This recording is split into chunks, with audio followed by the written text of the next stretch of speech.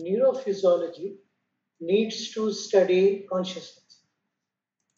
Neurophysiology is talking about the hardcore cellular structures and the ongoing at that level.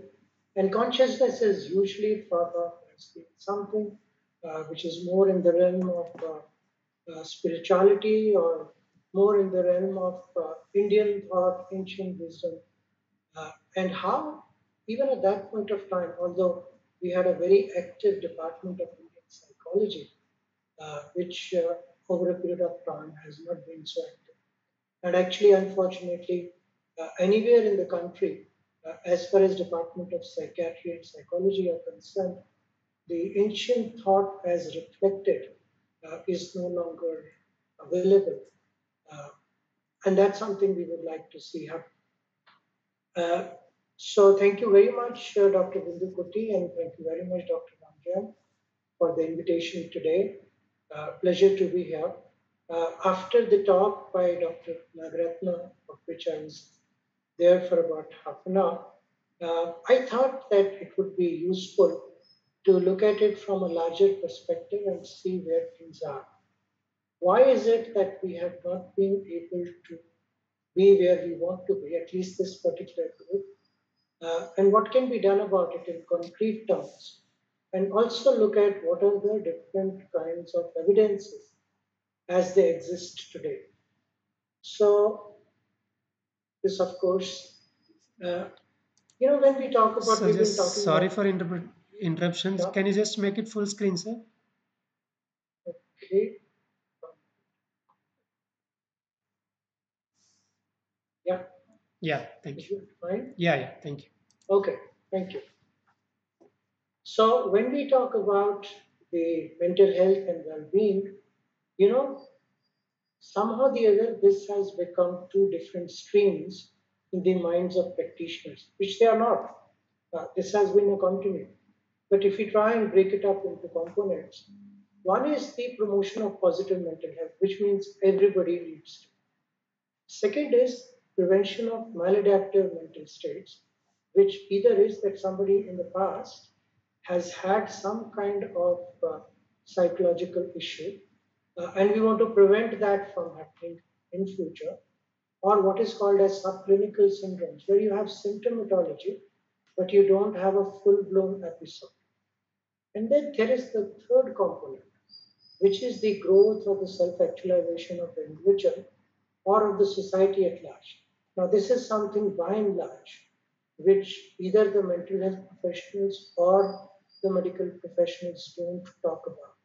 And it is left to those who are practicing various kinds of spiritual or religious practices that they should be looking after as far as the society is concerned. Now, this is where the clinical work comes in, and rightly so, because at this point of time, even pre COVID, it was the WHO and member countries who felt that about one fourth of the population needs psychological help. The study by NIMHANS in 2017 came out with the national survey that about 13% of the population needs immediate mental health interventions. And the reason is that there are stress related diseases which are beyond psychological problems. So, one third of the people out there who come to a medical OPD are having stress related disorders. Right now, it starts from allergies to asthma to cancers to hypertension to diabetes to heart diseases, to name just a few. And then you have people who have emotional disturbances. So they would not be able to face certain situations and they'll burst out emotionally, or they would have a behavioral problem because of which internally they have issues, or those who are living with them at work or at home, they are not able to handle the behavioral problems that this person exhibits. Most of the times it is thought that it's children who have behavioral problem, but the fact of the matter is that somebody, and especially people in positions of powers, if they have behavioral problems, then it affects much larger population. And then you have hardcore diagnosable psychiatric illnesses. So if you look at the canvas, which can be helped, is huge. And anyway, it's a continent. At one point of time in our life, we may be at a place where we are not very much well mentally, and at another point of time, we are doing very well. It sometimes may have to do with internal or external problems, like in COVID. Often I've said that the number of people who have been affected by COVID has been minuscule compared to the mental health burden. Because many people who haven't had COVID have suffered from mental health issues. And a large number of people who have had COVID have not suffered from mental health problems. So, mental health and well being may go hand in hand, but sometimes if you are not well mentally, you could still have the well being. Now, there is a huge treatment gap that exists, and I'll just tell you how it exists. So, if you look at these numbers which I just spoke about, even in developed world, the people who do not get help or do not seek help. In some of the countries, it's also because of insurance policies. But even if people are having insurance, what's been found is that about half to three-fourths of the population may have psychological issues, but they do not seek help from a mental health professional. And in a country like India, which is a developing country, one of the problem, of course, is the number of health professionals that we have, including the mental health professionals, which is hopefully inadequate. We have only about 10% of those, the professionals, than what should be the international norms. Government of India also last year accepted this, and they are trying to see how you could have bridge courses or CMAs, etc. But I have often wondered that if only 10 to 20% of those requiring help means psychiatric or psychological, immediate help, are able to get it. So, what's happened to the rest of the population? Where are they getting the help? And it's important to know that, because once you know that, then you see what is prevalent in the society, what is helping people, even if it is not being spoken of, and how we can integrate the help seeking for most of the people, even if we look at ourselves. Suppose I have depression, I'm not going to next day ring up another colleague of mine or a mental health professional. I should, but would I? That's a question. And say, look, I have got depression. I need to come and see you. He says, okay, you start medication from today, and it should be there for 6 months. But if it continues, then it may go up to 5 years. So most of us, actually, especially for issues that have some amount of stigma, which mental health issues have had, they don't immediately seek professional help.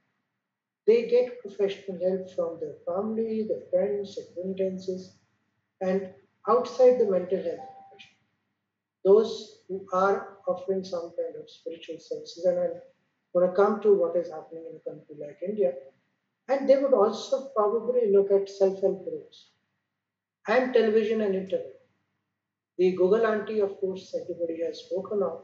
But in India, what we haven't spoken of is the power of television. Out of the 800 plus channels that we have on any of the platforms, there are 18 full time 24/7 spiritual or religious channels. And a huge amount of their content is on mind management, sometimes on specifically common mental disorders, suicide, addictions, cognitive restructuring, how to look at our relationships, resilience building, especially in the last 1.5 years. The essential part of the discourses are done in languages that their followers are able to follow. And for most of the people, they are able to feel that they have been able to get help up to a certain point. so that the distress is reduced and the distress has not become dis-ease and the dis-ease has not become a disorder. So that's where we are as a society. But if that is happening, then because of that, we are not able to attain well being, which is not only an essential goal of human existence, but possibly a birthright as far as Homo sapiens is.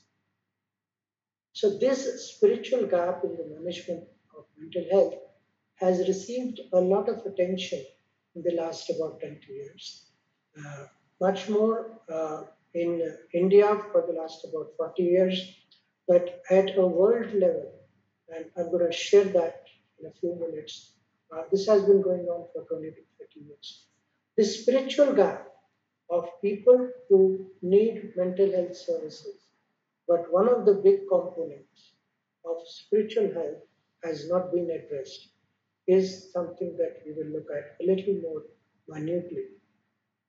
I'm going to go with the definition of spirituality, which is it's not bound by religious beliefs or traditions of sacred texts or practices, but is beyond that.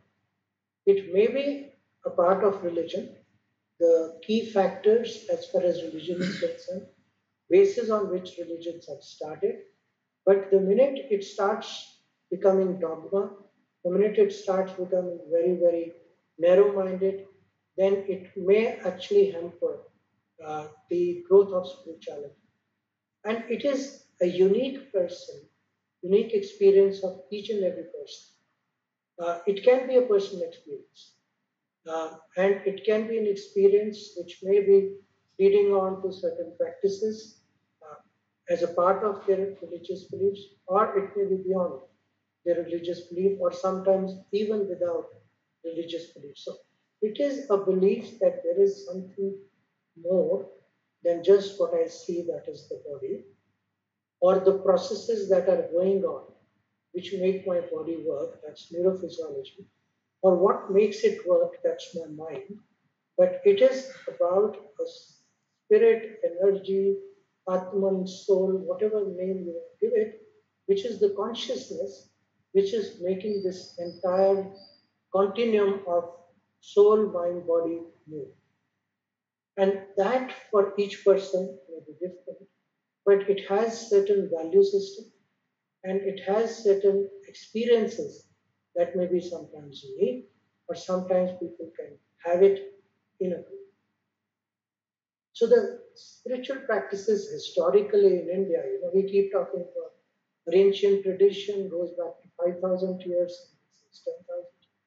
But basically what it means is that spiritual practices have been an essential component of healthcare in India. Healthcare basically means that we are able to utilize whatever is there in the environment, externally and internally within myself, and we are able to heal ourselves on a continuous basis, despite having any kind of problems that we may face externally. And because of which we are able to then go on to keep on making adjustments. And whenever necessary, of course, external factors are required, which over a period of time became medication. And beyond medication, on a day to day basis, we should be able to help ourselves, cure ourselves, heal ourselves, and have the feeling of well. Now, in the Ayush system of medicine, all these practices, spiritual practices, were integrated. If you would see that the person who has the role of being a holy person also had the information about medication because he knew where one ends and the other needs to start. It's only last about 4 or 5 centuries that the so-called modern medicine came into being, and then it started getting diverted, and then we had the schism of mind and body, uh, not any talk about soul, of course, and that particular duality of mind and body led to a present situation where one has to say that there is a consciousness which is there, which makes the body work. So, yoga and meditation. So, yoga, anyway, I'm not going to go into the eight limbs. I see that somebody is presenting it tomorrow. But basically, the way yoga was initially conceptualized was for us to reach that state of spiritual bliss, samadhi. And before that, everything else was a part of the social interactions, ability to be in certain situations where we could deal with ourselves as a pure being. And asanas were, of course, also as a way of attaining physical health so that you could be sitting with full concentration, attention, and being able to engage with yourself, with your higher self, with God, to be able to have the highest possibility of well being, which is samadhi. And meditation was the process that was there for which everything prepared once. But incidentally, it's not there only in India. It's there even in other cultures, Christianity. It had been there in Buddhism, it's been there in Jainism, it's been there in Sikhism, it's been there in Islam. So different cultures have developed their own ways of spiritual practices. Then came the role of DSM, and people started looking at the various kind of issues that are there across the world. And DSM 4 introduced the religious spiritual problems as a new diagnostic category that alerted the professionals to respect patients' religious and spiritual beliefs. And this was seen as a big shift of how we could integrate the spiritual practices done by an individual and the beliefs that they have in terms of healing the person for their mental issues. Some of the studies that have been done in the last about 20 years, these studies which were done in the early part of the century, they found that about 50% of the psychiatrists believed that it was important to inquire into their patients' religious and spiritual lives. Um, Patients, whenever they were studied, almost three-fourths of them said that they feel that this should be an important dimension because it affects them. And in terms of management, it would be useful to address these issues. So the surveys done in USA and UK endorsed that patients actually went up and showed increased satisfaction with those services where the spiritual dimension was incorporated as part of the educated system. And in many of the hospitals abroad, incidentally also in India, we have systems where there would be a formal or informal chaplain in those countries who would come and visit a person not only at end of life kind of situations or but also whenever a person is going through any kind of uh, psychological problems. Now, this is a position statement of World Psychiatric Association, officially announced in 2015. I'm one of the authors, along with four more, and this was before my chairmanship. It started only last year, where we tried to look at the literature because time and again, the section of spirituality, uh, religion, and psychiatry came into being in World Psychiatric Association, which incidentally represents all the psychiatrists in the world if they are member of the individual country organizations. So it consists of about 2.5 million, 0.25 million, 250,000 psychiatrists across the world. So we came out with this paper just to see what is there in the literature. And it has huge implications, we realize, because for the prevalence, especially for depressive and substance abuse disorders, a lot of time the person is seeking inner well-being. The person is seeking a spiritual high, and when that is not available, either they go into depression or to a substance abuse. And if that's missed out, We may treat the symptoms, but not the basic core of what they were looking for. Or the diagnosis. Many a times, person can have a spiritual experience which looks like a mental disorder, especially sometimes bipolar disorder, cases of mania, or sometimes when somebody has certain uh, psychological experiences which look like delusions or hallucinations. So, to be able to bring about that differentiation and for treatment, including help seeking behavior, including compliance. If a particular person is belonging to a certain sect which says that we should be able to heal ourselves and there is no need for medication, you may diagnose a person, you may give a prescription, but the person will not be compliant with that.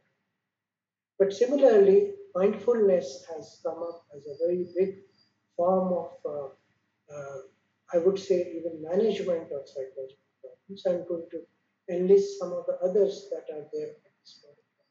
And the so-called complementary therapies, this has come from a Western perspective, so they are called complementary, but they may be mainstream for a large population who believes in them and also where modern treatment is not available. There are many countries across the world where there are almost no mental health professionals, especially in the interiors. So the local person believes in spiritual practices, and so does, because of the culture, that particular population. They believe in it, and the treatment is done through that.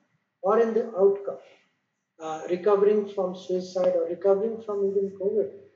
If you have faith, there have been studies now that have come that if you have faith, if you have belief in a higher power, the chances of you being able to recover from any illness are much more.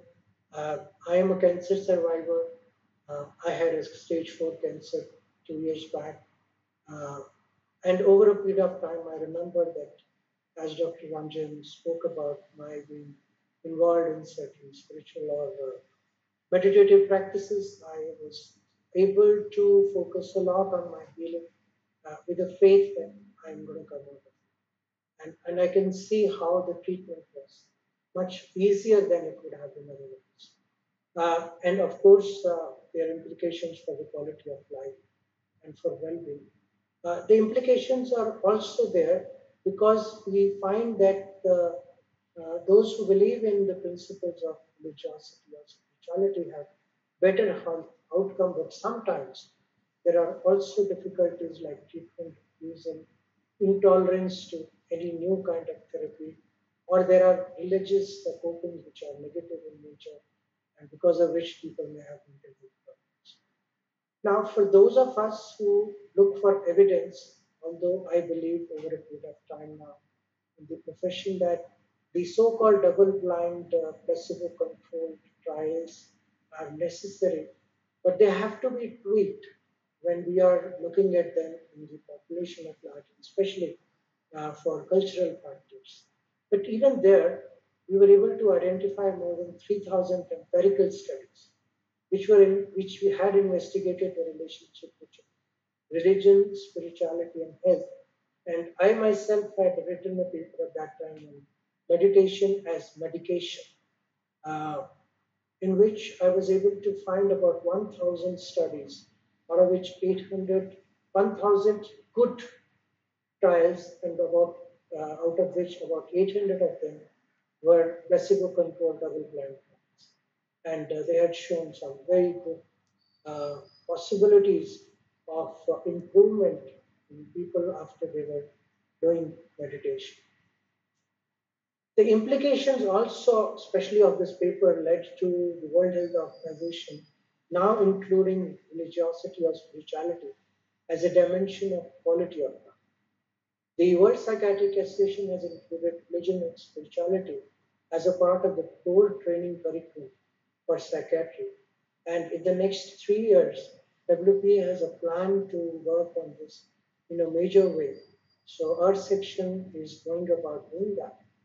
And just to fill this gap, the WPN several national psychiatric institutions. Brazil, India, South Africa, UK, USA, Australia have created sections. India has a big section and a very vibrant one. And only 3 days back, the World Psychiatric Association, the Indian Psychiatric Society, the Indian Psychiatric Society's section on spirituality and mental health, meditation and yoga had an international 1 day, full day uh, program in which we explored many of these things. And one of the patrons of this was Dr. Vin Gangadhar, which most of you will be knowing him, the previous director, and probably the pillar who started the integrated medicine section or department in NIMHANS. The World Psychiatric Association at this point of time, the section on religion and spirituality, is looking at research on all these aspects, is looking at partnerships, is looking at in what way we could integrate, because one is to have a conceptual thing of what it can be or what it should be, but the other is the ground reality and how we can integrate it together. And that is a big challenge. And I think the challenge is not so much from the population at large, the challenge is more from the professionals. And for that, I would just flag some of the mental health, public education programs, and spirituality. I have been a part in a big way for many, many years in television series on Awakening and Peace of Mind series by the Brahma Kumaris, who have been running a 24/7 channel on main television. I was also involved with Doordarshan, the largest network of television channels in the world. And there have been also formal Dava Dua experiments, which means that there would be places of worship where they would also have a person uh, who would be available to give mental health services. I, as a part of some of the initial work for mental health public education, visited many of such places. And what I found is that many of the people, especially those who are working at such places of worship where faith healing also happens, are understanding that there are certain psychiatric illnesses which require medication. And there are many practices which, beyond medication, can be incorporated, especially for work with the family. If we are able to bridge between the two, and now the biggest challenge sometimes it comes on in a very different way, is what Dr. Nagratna was saying about competitiveness. Madam, the competitiveness is also happening between different kind of athletes, unfortunately, where we could be looking at the roles that each pathy has to be able to help people. And I think we need bridges between different pathies, between different institutions. Uh, NIMHANS has been a front runner in that, but I think it needs to go and percolate within the community because unless that happens on the ground, we will never take off. But let's not forget that there are many psychiatric centers and also medical centers which are run by religious and spiritual organizations. So the spiritual organizations offer those services to the people as a part of treatment, not charged for, but something which helps keep the faith of the patient. And I think if it can be done in a formal way, that would be much better, but at least informally, that is still going on. So how can it be done? I think that's a challenge, but I have conceptualized, I thought about it, discussed it with my team. There could be a team of professionals having various backgrounds, and they could be coming together, and they should be having humility enough and also inclusivity enough to be able to get the help of another person. You know, if you were to take the model of NIMHANS, there is psychiatrist, there is psychiatric social worker, there is psychologist, there is psychiatric nurse, and many other volunteers and NGOs which are a part of the program. So why can't we have the same extension going to spiritual organizations? But that requires training, knowledge, and if possible, practice of the different kind of things that are available in terms of tools or in terms of a lifestyle on self. Because once you have practiced it on yourself, it's easier to prescribe. There has to be a content and context of the integration. Which comes first? Acute problems, maybe not meditation at that point of time. Once it stabilizes, then so those kind of mixes and matches will have to be made. I'm quite clear at this point of time. That as far as the medical model is concerned, we have very little to offer in terms of promotion or prevention. We have most to offer in terms of prevention. So for this, I think we will need to look at culturally acceptable spiritual practices that are there on the ground. And in today's context, because we don't know any longer need to be doing it physically, the digital e-learning can be very much there, by which we can reach much larger populations. And COVID has taught us in many ways that this is an acceptable form. And we need also reach much larger populations. And of course, there will need to be formal and informal collaborations. I see this happening. There are some centers where they have started incorporating yoga and meditation, at least even beyond bigger institutions. But I think we need to do it at a much larger scale because we'll never be able to match up in terms of the numbers of professionals or resources that are required to the numbers that are required. Now, I'm just not going to go into the detail of any one of them. I'm just flagging that, many people say, okay, when you say spiritual practices, what does it mean? So these are some of the ways which are there available in the community by different means for health and well-being, especially mental health.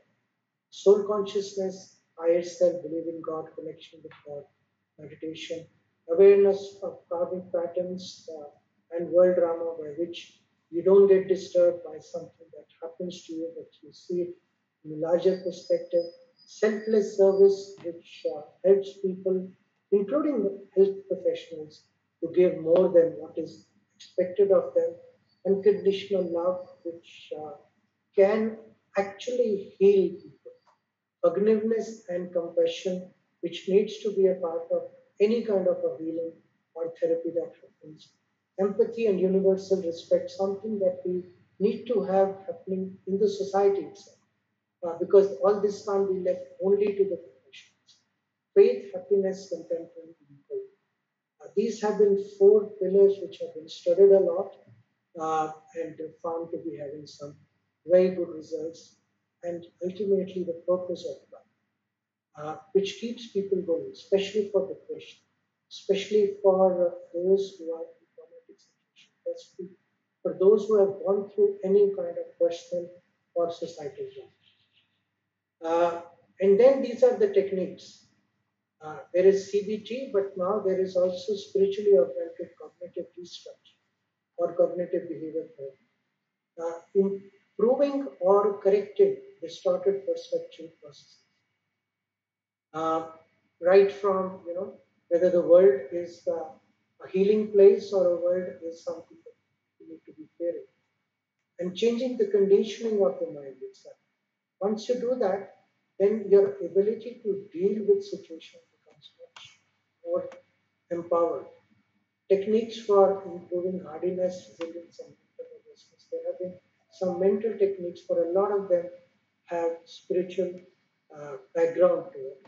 Suppressing this is stressful self-talk that most of us go through, and mindfulness, which has been a technique but has now become more of a therapeutic tool as well, and altering the basic consciousness, that is meditation, the fourth state of consciousness.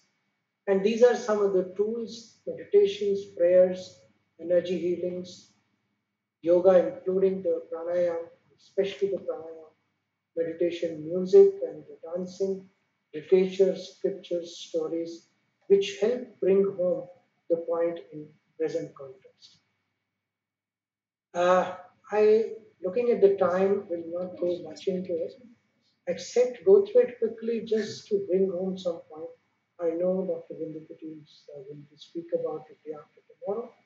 Uh, the meditations, especially, but spiritual techniques, when practiced on a regular basis, have improvement in uh, or management of psychiatric illnesses or subclinical syndromes. They have health promotion benefits. They have been promotive techniques, especially in children, for concentration, memory, and interpersonal relationships, benefits in emotional disturbance, and the development of our ability because of the kicking off of the parasympathetic nervous system to cope with any kind of illnesses. I would urge that it should not be used as a technique. It should be used as a lifestyle, which means that how I think, how I interact, what is my talk to myself, what is my plan of action for myself, and being involved with the world in a meditative way, rather than just practicing any one particular form of meditation for 20 to 25 minutes. That also has benefits. But if you do it regularly as a part of your life, then that has much better ultimate uh, results, as has been seen. It can be at individual level where, of course, the soul, mind, body medicine access can help. But when you do it at a family level, like you do it together as a family, then there are bonding and there are better interpersonal relations. When you do it at the level of the society, small groups, or the society at large, in some countries, certain ways are seen as the culture of that particular country. Like we feel that Japanese have certain practices which are there right from childhood. So if you could have that as a way of living, it brings in purpose, harmony, values, growth, peace, and a shift in consciousness, which helps us to be able to not only improve in terms of the quality of the individuals and the family in the society, but also improves, has been shown to improve also the economic development of that particular uh, society. So, of course, it comes from the word whole, but both medicine and meditation have come from the same. Healing and holy have the same origin. So, it just means that once you meditate, you are making yourself whole in all the dimension of yourself and your connection with the Supreme and the world at large. So even if we were to practice it as a tool, then it reduces the heart rate, BP, increased blood flow to brain, improvement in EEG, EMG, and skin resistance, better sleep and digestion, less irritability on depression and anxiety scale, less frequency and duration of illness and decrease accidents. There have been experiments, some very, very innovative ones, or the man days lost at work, improved interpersonal relations and exposure and self-actualization. Just a caveat that if there is psychosis, if there is severe depression, if there is confusional states, extreme anxiety, and dementia, while they are there actively, we should try not to meditate because that can worsen. So, last 2 3 minutes, these are some of the psychological benefits that are there. These are again some of the psychological benefits in terms of improved self-image, sociability, mood, sleep, and these are the kind of illnesses which I was telling you about when I look at the literature. These are the different illnesses in which work has been done on spiritual practices, but especially meditation, and a lot of work has been done on substance abuse. In Mount Abu, Rajasthan, with the Brahma Kumari's medical wing, I was involved in looking at more than 1,000 people who had given up tobacco and alcohol without any medical intervention, but just through spiritual intervention with some very, very interesting results. Um, it's extremely cost effective. In America, incidentally, it's about a $7 billion industry every year. In India, most of the places meditation is offered free. Uh, it's cost effective not because it doesn't cost much to learn, but also because with the improvement in different parameters in health, it brings down the unnecessary investigations and the load on the service providers and on medical establishment. It also reduces the burnout uh, at the different organizations, and because of the better lifestyle, it also prevents illnesses from uh, coming in future. And of course, it's an excellent strategy to enhance well-being and wellness in healthy population. So why don't we do it? That's a question that has been often asked. I think the eyes don't see what the mind doesn't do. So first is the awareness of the knowledge in today's context where people are wanting to see evidence-based. But incidentally, if you were to look at all the treatments that were tried out for COVID, did not have evidence to begin with. Evidence got created. Here we have plenty of evidence. We need to become aware of that evidence and then start applying it to our populations whom we serve. And I would say more also on ourselves. There is no particular group except now the Ayush groups, which are promoting it as a scientific tool. It can't be packaged or so. Now, there are possibilities that are imagined where we could have a package, but I think that takes away the spirit to some extent of the basic techniques themselves. It's not promoted by the medical establishment by large. And I think that's why the conflict is there in the patients about whether it's good or not. And there is very little understanding of it by the medical professionals. It also requires effort.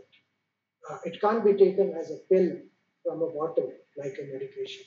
And sometimes there is overzealousness by teachers of meditation to promote it as a panacea for all illnesses. And that's why sometimes you have misadventures, which sometimes the media just takes it to the other extreme, and because of which there is some amount of uh, mistrust, I would say, that does get developed.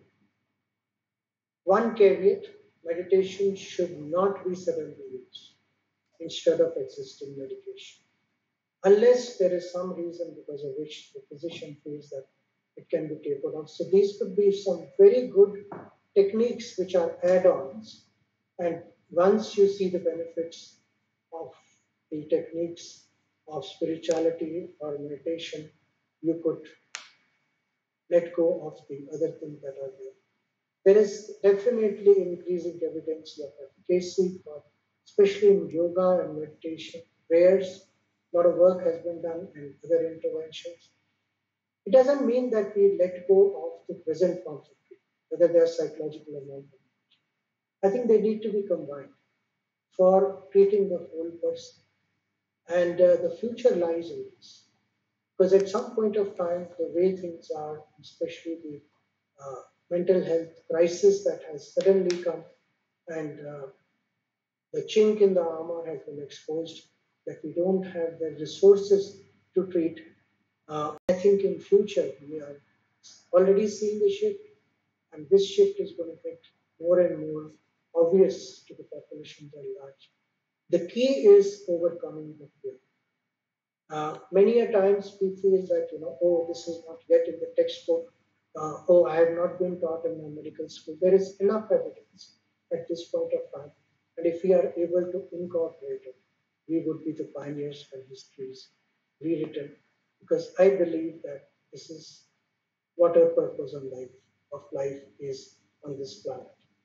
We are spirit taking a human form who have materialized to spiritualize matter because we are not human beings having a spiritual experience occasionally, but actually spiritual beings who are having a human experience.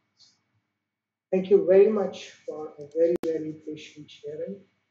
And I stop here and pleasure to interact, answer questions, inquiries.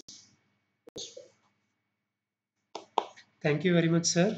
It was a wonderful presentation, more professional as well as practical in terms of ground reality, how to integrate both the spirituality and mental health together in the context of well-being. There are some questions. Let me just take the first one.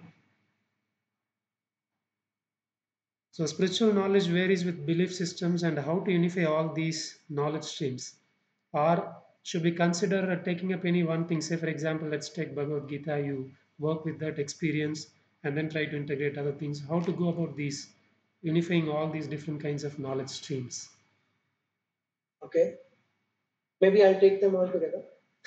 Okay, great. Yeah. No, I'm fine with that, but okay, I'll start. From with customer point of view, how would you like to see? How do you like? How would you like to see this question from customer's point of view as a Okay, patient?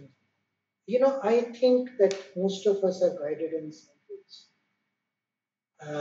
And those who are sitting here today are some of the people who chose to be here. They're not here by accident. You were, of course, interested in it, and then you created time for it. So, similarly, when we are following any path, you come across something. Either the teacher or the philosophy fascinates you at that point of time, and you go with it. And if it answers some of your questions, you continue with it. And if it doesn't, then you let it be. The problem that does happen, and I see it in, for example, today I was making documentaries on television. So there would be documentaries of half an hour. Now, most of my social media friends tell me, catch the attention in 15 seconds, or else the person is going to go away to something else. Now, we are having very short attention span and we want instant results. So you start with Bhagavad Gita, for example, because somebody mentioned nothing wrong with Bhagavad Gita, it's a perfect text. And you go through the pages and then you say, oh, I think it's too difficult for me to understand. I want an immediate answer. I'm feeling anxious today. What Krishna said to Arjuna at that point of time was in so many chapters, so many verses. I don't have the time. It doesn't seem to be giving me something which I'm looking for. So I'm going to look for some immediate meditation tools which can ground me. So you keep shifting very quickly. So there could be a short-term perspective by which you immediately address issues, but there needs to be a long-term perspective. And I think I have, for example, gone through 8 to 10 different kind of meditation schools and philosophies. Um, and sometimes when you go with one, you feel complete and then you go on to something else. That's the journey of life. But whatever has come to you, I think two things. Connect with it for some time. And second, make it your personal journey. Once you do that, then it will give you benefits. And once you feel the benefits, you'll stay with it till the time you feel complete.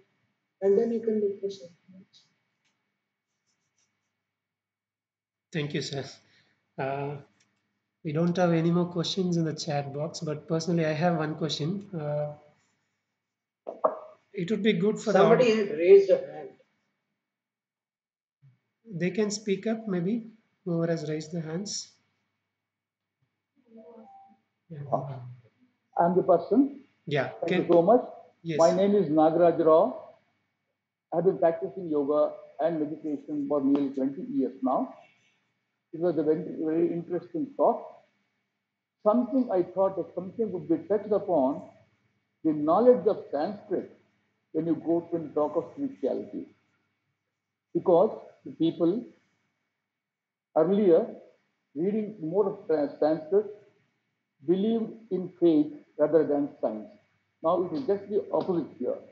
Why I raise this subject of Sanskrit is recently a lot of articles are coming out with the vibration coming out of the Sanskrit slokas, which is going to affect and improve the mindset, and also to some extent, the vibration may curtail the growth of the virus. Just wanted to express this. Sure. Thank you, Ms. Pankaj. Yes, if we look at the way things have evolved, Sanskrit, for whatever reason, uh, went into the background, and with it, actually, for large period of time, we lost some excellent texts as well. But the good part is that last about 30, 40 years, especially, uh, and maybe last 20 years since computer has come in, they have been able to translate some of the ancient texts from Sanskrit. I would not expect Sanskrit to become a language which everybody would follow and then go into the ancient text. So, if we have, even if at some point of time, Hindi or English or other languages like Tamil, Kannada, Malayalam may not be the best Sanskrit to present language, but it still catches the essence of it. Some of the practices that were there, they were there in that context. Over a period of time, yes, the so-called scientific temper, it came in. But unfortunately, the scientific temper was Yeah, put only some talking question. about double-blind studies. It was a way of looking at what life I should think he be. answered. Anything which has evolved over a period of centuries and societies have practiced it, itself is evidence.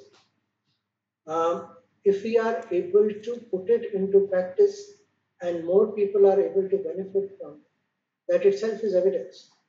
And that is why in many places now, the qualitative forms of the scientific literature is coming up and is looking at the scientific evidence from a very different perspective. The question about the vibrations that you spoke of, yes, there has been work which has been done about how actually the whole universe is just a vibratory pattern and how the vibratory pattern of a person, and some of this was also shown by the studies that have been done with aura or radiant photography, where people who, when they were well and when they were unwell, they were seen and they found that there were differences in their pattern. And there have been studies which have been done, although they are not a part of the main scientific literature at the moment, that by creating certain kinds of vibration, especially of sound, you may change the vibratory pattern of your body. Some healing that may happen because of that. But I would feel that maybe it can be seen it from another perspective, which is that if we start doing those practices and we are able to show the results, that itself is evidence. And then what is it that made that result possible is the next step. For example, at this point of time, even in modern medicine, we know certain treatments work, but how exactly they work, we may not know. But because they work, they have been involved. I think a similar process would be very helpful for many of these ancient practices to be utilized by a much larger. I hope it answered the question. So maybe last question. Uh, it would be good if you can share how, as a psychiatrist, you got interested into spirituality to such an extent that you integrate them in your daily routine practices with patients as well.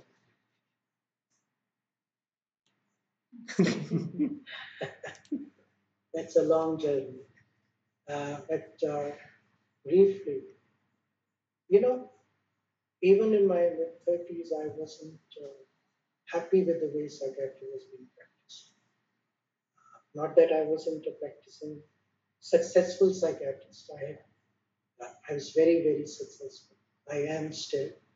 But I thought that something was very much missing. And I had the good fortune of connecting personally, physically with some of the stalwarts in that area, some who have come from NIMHANS, Professor R.L. Kapoor, Dr. R.S. Muthu, Dr. Gangadhar, of course, now. And earlier on, there was uh, the others, Professor Desi Raju from the department itself, and of course, Dr. Vip in Bugara. So we started looking at it. I was pushed into this, I would say pushed into, because at that point of time, Dr. Kapoor was a big influence on all of us. So we started looking at this, and I then thought that I need to experiment with it myself. So at that point of time, I started going to through various forms of meditation, and each one had its own journey, but it helped me look at life. And then something very peculiar happened 30 years back. I went for a meditation retreat, and over the next 3 to 4 days, where I was with some of the topmost uh, practitioners of spirituality from across the world, I started having parapsychological phenomena. I started having out of body experiences. I started having recognitions, telepathy, as I knew it. But a part of me was also saying that, maybe I'm going nuts, or maybe I'm losing control, maybe I'm going through a psychotic phase, possibly mania. I had started diagnosing myself. Uh, but that didn't last it for 3 days and abated by itself after 3 days when I came back to Delhi. And the only change it made, and I was doing a whole lot of work on, I was with the government of India as a consultant to for addictions.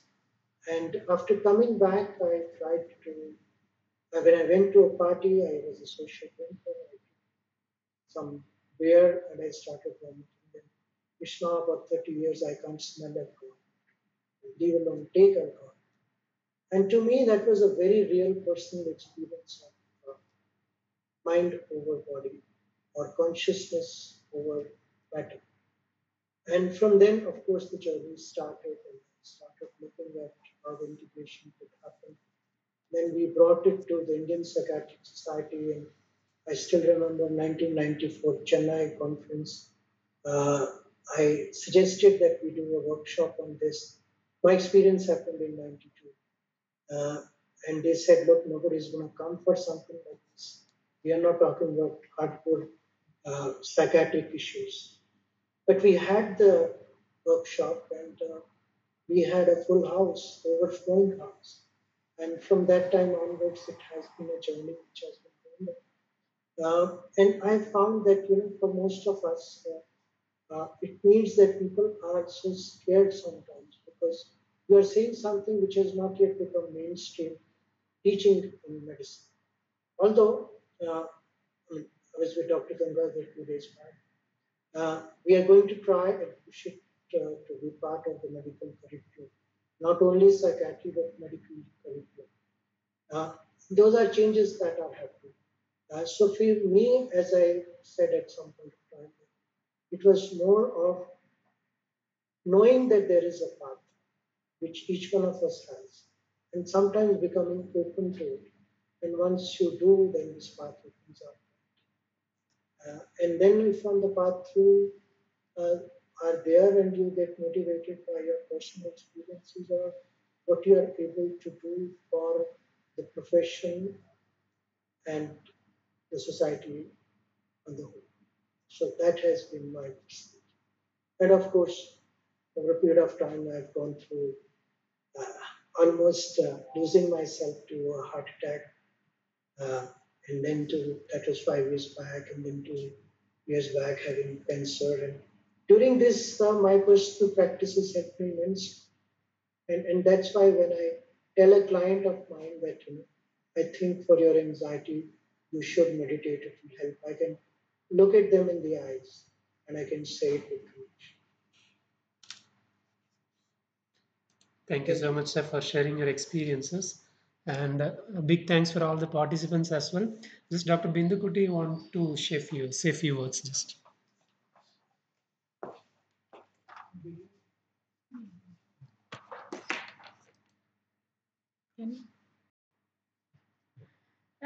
Good afternoon, Dr. Avtesh. It was such a nice, wonderful, and insightful talk you have given. Uh, and also a little bit of nostalgia when I'm seeing you. Like I have joined for MPhil in the year 1983.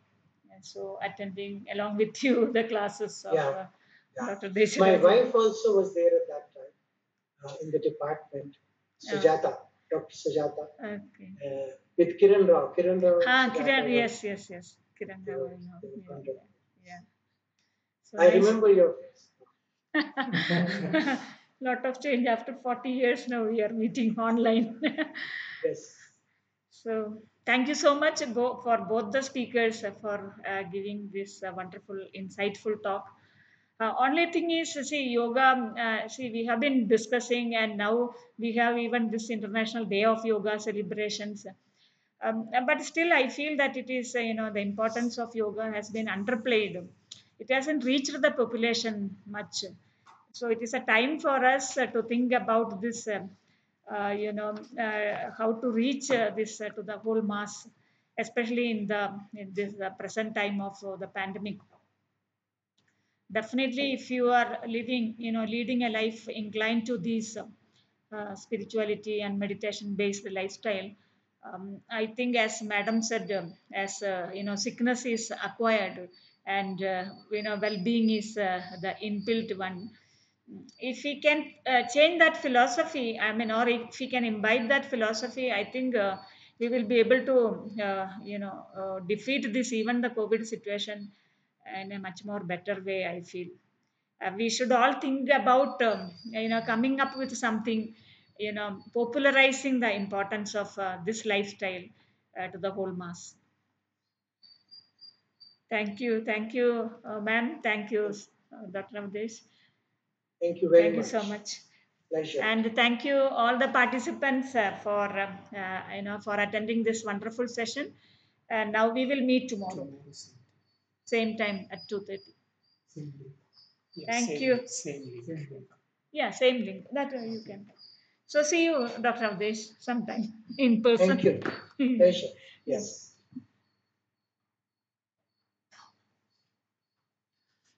Okay. Thank you, Dr. Ramaji. Thank you, sir.